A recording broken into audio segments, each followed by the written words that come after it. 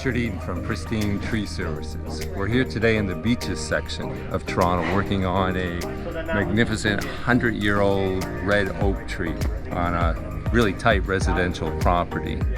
We're pruning this tree today in the winter time because oak wilt disease is really gaining traction in Ontario. It's a deadly disease that's coming up from the United States and is starting to infect trees in our area.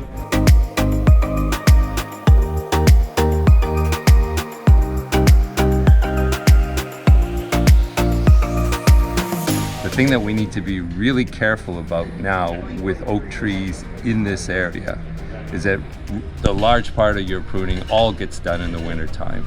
Pruning these trees in the summertime tends to attract the insects that carry the disease from tree to tree. So we're just being very careful to get all this work completed before the spring breaks.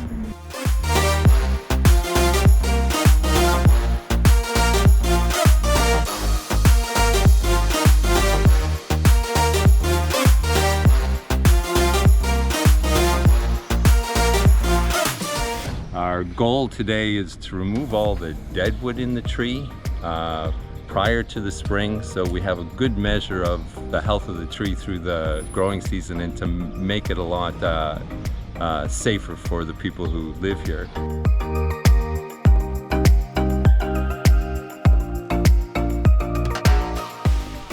Okay, so we have 3 different people up in the tree right now, and they're working on pruning the dead wood out.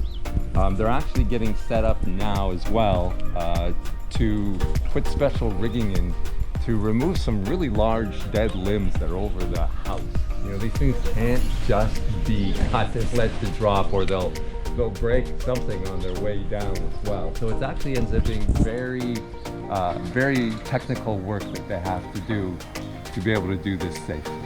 The benefit for this household of this tree really is the cooling effect that it gives to the house, the calming effect that it gives to the whole landscape and the neighborhood, and just really the grandeur of having such a magnificent tree in your yard.